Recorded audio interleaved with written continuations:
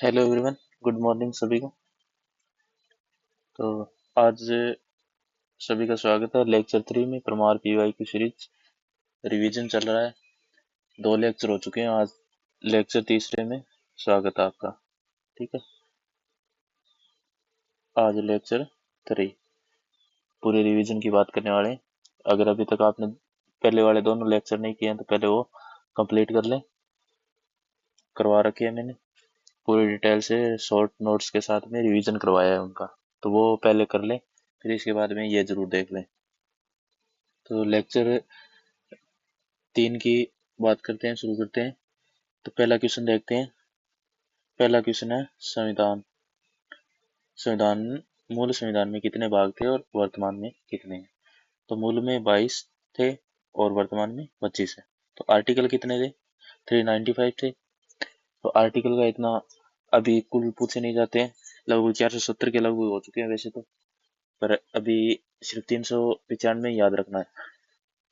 और इसके अलावा शेड्यूल अनुसूची की बात करें तो मूल संविधान में 8 थी और वर्तमान में 12 है। तो पार्ट 1 भाग फर्स्ट में क्या है?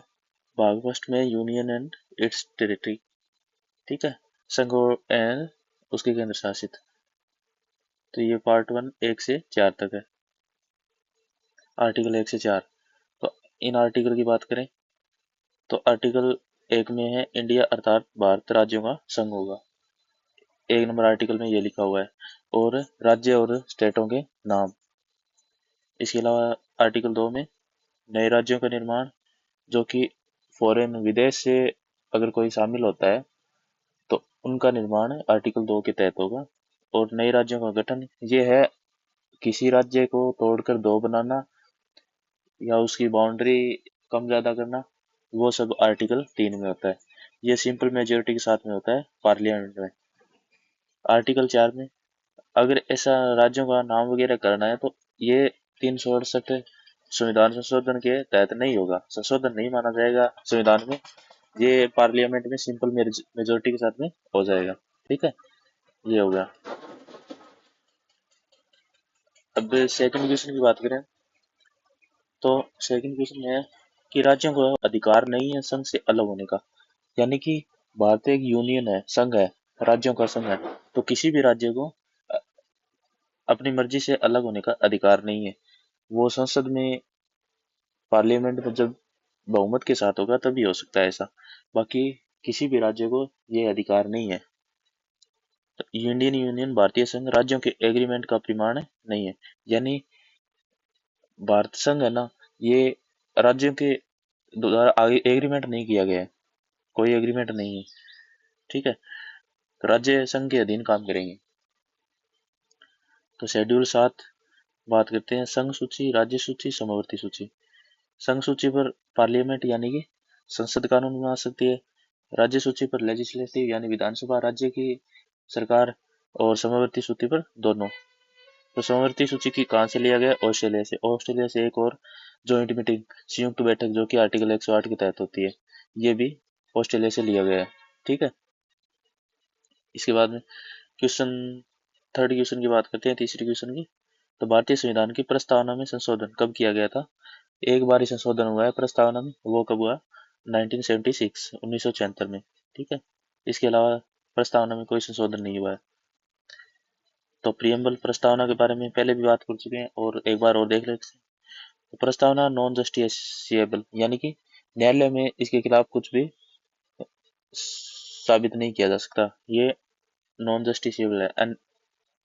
ठीक है, और ये प्रस्तावना संविधान बनने के बाद में लागू शामिल की गई थी, यानी संविधान बन गया था उसके बाद में प्रस्तावना को शामिल किया गया था। इसके अलावा रिपब्लिक, भारत एक रिपब्लिक है, गणतंत्र है। गणतंत्र का मतलब आपको बता दिया, यानी कि इसका हेड चुना जाएगा, इलेक्ट होता है। तो रिपब्लिक कहाँ से लिया गया है? फ्रांस से। इसके बाद में प्रस्तावना के बारे में ये इंपॉर्टेंट केसेस है जो आपको याद रखना है। बेरुआरी यूनियन केस 1960 का है, जिसमें कि कहा गया था कि साबित किया गया कि प्रस्तावना संविधान का हिस्सा नहीं है। लेकिन इसके बाद में केशवानंद भारती केस होता है, जिस जो कि 1973 में, जिसमें प्रस्तावना को संविधान का हिस्सा माना गया और इसमें संशोधन किया जा सकता है इस केस के द्वारा। यह परिणाम निकला था कि प्रस्तावना संविधान का हिस्सा है, इसमें संशोधन किया जा सकता है। इसके बारे में 42 अमेंडमेंट ऑफ कॉन्स्टिट्यूशन, 42वां संविधान संशोधन 1974, जिसे कि मिनी कॉन्स्टिट्यूशन या लघु संविधान कहा जाता है, ये इंपॉर्टेंट है। तो इसमें 3 शब्द शामिल किए गए थे, इंटीग्रिटी, सोशलिस्ट, सेक्युलर, समाजवादी, धर्मनिरपेक्ष और इंटीग्रिटी। ठीक है। इसी बारे में मिनर्वा मिल्स केस होता है 1980 और LIC केस 1995। इनमें यह कन्फर्म किया गया कि संविधान का हिस्सा है प्रस्तावना। ठीक है। ये 2 केस याद रखना जरूरी है आपको, बेरुआरी यूनियन केस और केशवानंद भारती केस। ठीक है। प्रस्तावना से संबंधित है ये। इसके बाद में अगले चौथे क्वेश्चन की बात करते हैं। तो पृथ्वी पर सबसे बड़ी क्रस्टल प्लेट ये हो जाएगी पैसिफिक प्लेट। कौन सी हो जाएगी? Pacific plate. तो कल प्लेटों के बारे में मैंने बताया था ऐसे ही डायग्राम बना के, आज एक बार फिर देख लो। ऊपर क्रस्ट, फिर मेंटल, फिर core, outer core, inner core. Crust होती है 100 किलोमीटर तक और मेंटल हो जाएगी 2900 किलोमीटर और ये होगी 6300 किलोमीटर, लगभग 6370 होती है, वैसे 6300 में माना जाता है। तो क्रस्ट कॉर्नरॉइड अलग करते हैं क्रस्ट को, और मेंटल और क्रस्ट मोह से, और इसके अलावा मेंटल और कोर को रेपेटी और आउटर इनर कोर को ग्यूटेबर्ग। ये देख लेना एक बार। तो इसके बाद में मेजर टेक्टोनिक प्लेट कितनी है? 2 प्रकार की प्लेट है, मेजर और माइनर। तो मेजर कितनी है? 7 है। मेजर में 7 इंपॉर्टेंट है, वो देख लो। अफ्रीका, यूरेशिया, नॉर्थ अमेरिका और साउथ अमेरिका, पैसिफिक, अंटार्कटिक और ऑस्ट्रेलिया। तो मेजर में सबसे छोटी पूछी जाए तो साउथ अमेरिका होगी और सबसे बड़ी पैसिफिक होगी। जबकि माइनर में सबसे छोटी पूछी जाए तो जुआन दे फूका प्लेट ये हो जाएगी। ये अलग अलग होगी, सबसे छोटी सीधी नहीं पूछेगा। अगर मेजर में पूछे तो सबसे छोटी हो जाएगी साउथ अमेरिका, और माइनर में पूछे तो जुआन दे फूका। इसके बाद में नेक्स्ट क्वेश्चन, 5वें क्वेश्चन की बात करें। 5वां क्वेश्चन हो जाएगा आपका, पृथ्वी की स्थलाकृतिक विशेषताओं और वर्गीकरण से संबंधित वैज्ञानिक अनुशासन या इनका अध्ययन क्या कहलाता है, इनके बारे में विश्लेषण। तो ये होता है जियोमॉर्फोलॉजी। इसके अलावा इथेलॉजी क्या होता है? इथेलॉजी होता है साइंस ऑफ एनिमल बिहेवियर, यानी कि जानवरों के व्यवहार के बारे में विज्ञान, ये होगा इथेलॉजी। इसके बाद में नेक्स्ट क्वेश्चन, 6th क्वेश्चन, संरचनात्मक भूविज्ञान स्ट्रक्चरल जियोलॉजी, ये किसका अध्ययन होता है? ये चट्टान संरचनाओं के विकास का स्वरूप, वर्गीकरण और कारण के बारे में बताता है, स्ट्रक्चरल जियोलॉजी। चट्टानों की आयु ये किसके अंतर्गत है? ये पेट्रोलॉजी, इसको पेट्रोलॉजी कहा जाता है। और आयु कैसे पता की जाती है? कार्बन डेटिंग विधि के द्वारा। ठीक है। इसके बाद में नेक्स्ट क्वेश्चन, मोहनजोदाड़ो। मोहनजोदाड़ो के बारे में देखें तो मोहनजोदाड़ो की खोज RD बनर्जी, राखल दास बनर्जी ने 1922 में की। तो मोहनजोदाड़ो के अंदर क्या पाया गया? तो मेलोडी यानी कि डांसिंग गर्ल का स्टैचू पाया गया, जो कि ब्रॉन्ज का बना हुआ था। तो इसकी हाइट पूछी जाती है तो 10.5 10.5 सेंटीमीटर हाइट है डांसिंग गर्ल मेलोडी। इसके अलावा बियर्ड मैन यानी दाढ़ी वाला आदमी, तो उसकी हाइट, ये स्टैचू पाए गए थे, तो इसकी हाइट थी 17.5 सेंटीमीटर। इसके अलावा प्रोटोसिवा कीट और जानवरों में बात करें तो किसके प्रमाण मिले हैं? बफेलो, एलिफेंट, टाइगर, राइनो और डियर हिरन, इनके परिणाम मोहनजोदड़ो से मिले। यहाँ मदर गोडेस की टेराकोटा में प्रतिमा मिली, और मोहनजोदड़ो में विशाल स्नानागार पाए गए, विशाल अन्नागार और लकड़ी के दरवाजे। ये हो गया मोहनजोदड़ो के बारे में। इसके बारे में नेक्स्ट क्वेश्चन है वेदास, वेद के बारे में। तो वेद कितने हैं? टोटल 4। कौन कौन से? ऋग्वेद, सामवेद, यजुर्वेद, अथर्ववेद। तो ऋग्वेद ओल्डेस्ट वेद या सबसे बड़ा वेद। सामवेद में क्या है? म्यूजिक के बारे में। यजुर्वेद में प्रार्थना और रिचुअल्स के बारे में। और अथर्ववेद में जादू टोनों के बारे में, मैजिशियन थिंग्स है और जादू टोना है। ठीक है। इसके बाद में आगे बात करें तो वेदों की कलेक्शन क्या कहलाता है? संहिता। और अरण्य क्या है? अरण्य का जंगल में रहने वाले। तो और ब्राह्मण और उपनिषद, उपनिषद वेदांत यानी वेदों का अंत उपनिषद से होता है। इसके अलावा 4 परिस्थिति बताई गई इसमें, जिसमें ब्रह्मचार्य स्टार्टिंग का जीवन, उसके बाद में गृहस्थ, और उसके बाद में गृह त्याग देना यानी वानप्रस्थ, और संन्यास लास्ट। तो वेदों को श्रुति कहा जाता है। ऋग्वेद में 10 मंडल है, जिसमें कि 3 इंपॉर्टेंट है माने जाते हैं। थर्ड मंडल हो गया गायत्री मंत्र, विश्वामित्र ने सावित्री के लिए लिखा था। ये गायत्री मंत्र तीसरे मंडल से लिया गया है। और 9वां मंडल, जिसमें सोम, लॉर्ड ऑफ प्लांट्स। 10वां पुरुष सूक्त के बारे में। पुरुष सूक्त में क्या है? पुरुष सूक्त में बताया गया कि ब्राह्मण मुख से पैदा हुए, और बाजुओं से या भुजा से क्षत्रिय, और जांग से वैश्य, और पाद फीट से शूद्र। ठीक है, ये वेदों के बारे में है। इसके अलावा नेक्स्ट क्वेश्चन की बात करें, मोहम्मद गौरी का परिचय देखते हैं हम। तो मोहम्मद गौरी के बारे में स्टार्टिंग में 1175 में मुल्तान पर आक्रमण किया था, जो कि असफल हो गया था। सबसे पहले वो 1175 में मुल्तान पर आक्रमण किया था मोहम्मद गौरी ने, तो वो असफल हो गया था। इसके बाद में 1178 में एक बार फिर से दूसरी तरफ से आक्रमण किया, क्योंकि मुल्तान पर तो आक्रमण किया, मुल्तान की साइड थे, वहां से असफल हो गया। उसके बाद में अहिलवाड़ा और कायदरा, इन दोनों जगहों पर आक्रमण करने की कोशिश की, लेकिन नायकी देवी रानी ने इनको हरा दिया। नायकी देवी के पुत्र का नाम याद रखना, मूलराज। इसके बाद में 1191 में तराइन का युद्ध होता है। तराइन का फर्स्ट युद्ध 1191 में, ये किस किस के? मोहम्मद गौरी और पृथ्वीराज चौहान तृतीय, इनके बीच में होता है, जिसमें कि पृथ्वीराज चौहान विजयी हो जाते हैं। इसके बाद में 1192 में फिर से युद्ध होता है, तराइन का सेकंड युद्ध। ये भी मोहम्मद गौरी और पृथ्वीराज तृतीय, लेकिन इसमें मोहम्मद गौरी विजय हो जाता है। तो ये इसके बाद में 1194 में चंदावर का युद्ध होता है, जिसमें कि मोहम्मद गौरी और जयचंद के बीच में होता है। मोहम्मद गौरी जयचंद को हरा देता है।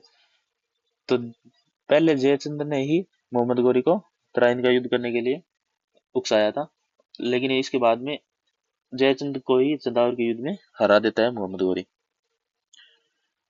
तो मोहम्मद गौरी का मिलिट्री कमांडर कौन था? तो इसके बारे में बात करें तो कुतुबुद्दीन ऐबक, यानी सेना का सेनापति था। मोहम्मद गौरी की सेना का सेनापति कुतुबुद्दीन ऐबक। इसके बारे में नेक्स्ट क्वेश्चन, मलिक काफूर। इसके बारे में देखें तो ये मलिक काफूर को 1000 दिनारी का टाइटल दिया गया था, यानी कि इसको 1000 दिनार में खरीद लिया गया था, इसलिए इसे 1000 दिनारी का टाइटल है। अलाउद्दीन खिलजी ने इसे अपना सेना का सेनापति बनाया था। और मलिक काफूर के सेना ने क्या क्या किया था तो वो देख लो। देवगिरी के यादव को हराया 1308 में, जहाँ का राजा था राजा रामचंद्र। और अल्लेबीडू के ओयसल को भी हराया, जो 1309 में वीर बल्लार से थर्ड वहां के राजा थे। इसके बाद में वारंगल के काकतीय वंश को 1311 में, और मदुरई के पांड्या को 1311 में वीर पांड्या वहां के राजा थे। ये हो गया मलिक काफूर के बारे में। इसके बाद में अमीर खुसरो, जो कि इंपॉर्टेंट है। तो अमीर खुसरो को कव्वाली का पिता या फादर ऑफ कव्वाली कहा जाता है। इन्हें तोताई हिंद की उपाधि किसने दी? अलाउद्दीन खिलजी ने। और इसके अलावा इनकी बुक है नुआ शिफिर हस्तबिस्ट। और जौहर के बारे में सबसे पहले अमीर खुसरो ने वर्णन किया है। इसके बाद नेक्स्ट क्वेश्चन देखें तो सेल वॉल, कोशिका भित्ति, सेल के बारे में, और कोशिका झिल्ली। सेल के बारे में हम पिछली लेक्चर में देख चुके हैं कि सेल की खोज किसने की थी और कैसे हुई थी। ठीक है, तो सेल की खोज सभी को पता है। पहले मर्त सेल की खोज की थी रॉबर्ट हुक ने सबसे पहले। उसके बाद में जीवित में वर्षों ने की थी, वो देख लिया। तो सेल कोशिका भित्ति और कोशिका झिल्ली का अंतर देखें तो कोशिका भित्ति मर्त डेड मर्त होती है, डेड होती है, डेड सेल होती है, जबकि कोशिका झिल्ली जीवित लिविंग सेल। और कोशिका भित्ति फुली परमिएबल, यानी सभी को परमिशन होती है, सभी इसमें हो सकते हैं, सभी सेल के अंदर मौजूद होते हैं। जबकि ये सेमी परमिएबल, यानी इसमें परमिशन नहीं है सभी का। इसी बारे में कोशिका भित्ति प्लांट, बैक्टीरिया, फंगस से इनमें पाई जाती है। और इसके अलावा कोशिका झिल्ली की बात करें तो ये सभी सेल में होती है। और किससे बनी होती है? प्रोटीन और लिक्विड, 50% प्रोटीन, 50% लिक्विड। ठीक है, प्रोटीन और लिक्विड से बनी होती है ये 50-50%, यानी हाफ हाफ। जबकि कोशिका भित्ति प्लांट में सेल्यूलोज की होती है, बैक्टीरिया में पेप्टिन नामक, और फंगस में काइटिन। ये हो गया। ठीक है, इसके बाद में नेक्स्ट क्वेश्चन देखें तो नाट्य शास्त्र। नाट्य शास्त्र की रचना किसने की है? भरत मुनि ने। ये नाट्य शास्त्र को पांचवा वेद भी माना जाता है। नाट्य शास्त्र की रचना देख ली भरत मुनि ने। इसके अलावा अष्टाध्यायी, अष्टाध्यायी की रचना किसने की? पाणिनि ने। अष्टाध्यायी सबसे पहले ग्रामर की किताब है, ठीक है, ग्रामर में लिखी गई सबसे पुरानी। इसके बाद में महाभाष्य पतंजलि ने। शिल्पाधिकारम इंडगो अदिगल ने। मणिमेखलाई चतुरनार ने। तो शिल्पाधिकारम में कोवलन करने की और माधवी की प्रेम कहानी के बारे में बताया गया है। इसके बाद में नेक्स्ट क्वेश्चन, ओडिशा की नृत्य। गोटीपुआ, दालखाई, डंडा नाचा, घुमुरा। ओडिशा की इंपॉर्टेंट डांसेस है गोटीपुआ, दालखाई, डंडा नाचा, घुमुरा। और गोवा के देखनी, दशावतार, धनगर, बुगड़ी, घोड़े मोड़नी, तालगाड़ी, सिगमो, डालो, मांडो। घोड़े मोड़नी को वारियर डांस भी कहा जाता है। इसके अलावा नेक्स्ट क्वेश्चन त्रिपुरा के बारे में। त्रिपुरा में कौन कौन से उत्सव है? खर्ची पूजा, गरिया पूजा, केर पूजा, बिजू महोत्सव, तीर्थमुख महोत्सव, अशोक अष्टमी, गंगा पूजा और लंपरा पूजा, वाय महोत्सव, मैं माता और हैयक यहाँ की इंपॉर्टेंट है त्रिपुरा की हो जाए। इसके अलावा तेलंगाना के देखें तो बतुकम्मा, बोनालू, नगोबा चतारा, ये इंपॉर्टेंट हो जाए तेलंगाना की। तमिलनाडु पोंगल, जो कि 4 दिन का हार्वेस्ट फेस्टिवल है, और यहाँ का नववर्ष हो जाएगा पुंथाड़ू। इसके अलावा नाट्यांजलि और थाईपुसम अन्य हो जाएंगे। इसके बाद में अरुणाचल, अरुणाचल प्रदेश की बात करें तो सांकेन, सोलुंग, ड्रीम महोत्सव, लोसर, मोपिन और पांगसौ। लोसर है तिब्बती नववर्ष के नाम से जाना जाता है। अरुणाचल का नववर्ष है लोसर। नेक्स्ट क्वेश्चन है, भारत ने ओलंपिक में पहली बार भाग कब लिया था? तो पहली बार भारत ने 19 में यानी 1900 में भाग लिया था। तो फर्स्ट ग्रीष्मकालीन ओलंपिक, ओलंपिक का इतिहास देखें तो ओलंपिक पहले कब हुए थे? 1896 में ग्रीस एथेंस में। तो ये किसके द्वारा? इंटरनेशनल ओलंपिक कमेटी के द्वारा करवाए गए, जिसकी स्थापना 1894 में की गई थी, और पियर डी कुबर्टी के द्वारा। और यहाँ के पहले प्रेसिडेंट कौन थे? दिमित्री विकेलस। तो फर्स्ट विंटर ओलंपिक, शीतकालीन ओलंपिक 1924 में चमोनिक्स फ्रांस में। और समर यूथ ओलंपिक पहले 2010 में किए गए थे सिंगापुर में। फर्स्ट विंटर यूथ ओलंपिक ये 2012 में इंसब्रुक ऑस्ट्रेलिया में। तो सबसे पहले भारत की तरफ से भाग किसने लिया था? तो ये थे ब्रिटिश इंडिया से, यानी कि भारत मूल के थे, ये नॉर्मन प्रिचार्ड थे, जो कि 1900 में फ्रांस में हुए थे स्टार्टिंग में। इन्होंने 2 सिल्वर मेडल जीते थे। तो ये तो हो गए व्यक्तिगत रूप से पहले। लेकिन भारत ने अपनी पहली टीम कब भेजी थी? वो भेजी थी 1920 में एंटवर्प बेल्जियम में। यहाँ पे जब ओलंपिक हुए थे तब जब भेजी थी। इसके मेडल के बारे में बाद में चर्चा करेंगे। इसके बारे में नेक्स्ट क्वेश्चन है मनरेगा के बारे में। एमजी नरेगा 2005 में कितने दिन का रोजगार देने के लिए गारंटी दी जाती है? तो ये 100 डेज, ठीक है, 100 दिन है। सबसे पहले नरेगा, नरेगा एक्ट 2005 के तहत फरवरी 2006 में नरेगा की शुरुआत की गई थी। इसके बाद में 2 अक्टूबर 2009 को नाम चेंज करके महात्मा गांधी नरेगा कर दिया गया था, ठीक है। Mahatma Gandhi national rural employment guarantee act, ये नाम कर दिया गया था बाद में। इसके बारे में नेक्स्ट क्वेश्चन की बात करें तो यह है जनगणना के बारे में। तो जनगणना अधिनियम 1948 का है। फर्स्ट पोस्ट इंडिपेंडेंस यानी स्वतंत्रता के बाद में पहली जनगणना 1951 में की गई थी। तो ये करवाता कौन है? जनगणना आयुक्त, जो कि मिनिस्ट्री ऑफ होम अफेयर्स यानी गृह मंत्रालय के अंतर्गत है। तो ये 2011 की जनगणना के बारे में बात करें तो ये इंडिया की 15वीं जनगणना थी। और स्वतंत्रता के बाद में बात करें तो 7वीं जनगणना। इसका थीम क्या था? तो आवर सेंसस आवर फ्यूचर, यानी हमारी जनगणना हमारा भविष्य। तो ये इसका उद्देश्य या थीम थी। तो जनगणना आयुक्त कौन थे? सी चंद्रमौली। और जनसंख्या 1.21 बिलियन, 1210 मिलियन, और विश्व की 17.5% जनसंख्या 2011 में भारत में निवास थी। और अब फर्स्ट स्थान पर हो गया जनगणना जनसंख्या में, लेकिन 2011 की जनगणना के हिसाब से सेकंड था, ठीक है, 2011 में सेकंड पे था और अब फर्स्ट हो गया जनसंख्या में। तो यहाँ क्वेश्चन हमारे कंप्लीट हो गए। तो ये लेक्चर 3 कंप्लीट हो गए। अगर आपने पहले वाले लेक्चर नहीं देखे हैं तो पहले वो लेक्चर देख लें, उसके बाद में ये कंप्लीट कर लें। तो आप एक बार कमेंट में जरूर बताना कि आपका रिवीजन कैसे चल रहा है और वीडियो सही से मिल रही है आपको, और कोई सजेशन देना हो तो कमेंट जरूर करना। पहले वो लेक्चर कंप्लीट कर लें दो, और इसके बाद में ये तीसरा लेक्चर हो जाएगा। तो ये मैं शॉर्ट में खुद नोट्स बनाता हूँ, उनसे करवाता हूँ, जिससे कि आपकी हेल्प हो सके। आप ये लिख भी सकते हैं साथ साथ में, और वैसे रिवीजन हो जाएगा। आप 2-3 बार रिवीजन करेंगे तो आपको याद हो जाएगा। ठीक है, तो वीडियो को शेयर जरूर कर दें ताकि बाकी लोगों के पास भी ये पहुंच सके, और चैनल सब्सक्राइब कर लें ताकि नेक्स्ट लेक्चर का आपको नोटिफिकेशन मिल सके। तो 3 लेक्चर कंप्लीट हो चुके हैं। तो नेक्स्ट लेक्चर जल्दी डाल दूंगा मैं। तो तब तक ये रिवीजन करते रहे। ठीक है, धन्यवाद, थैंक यू।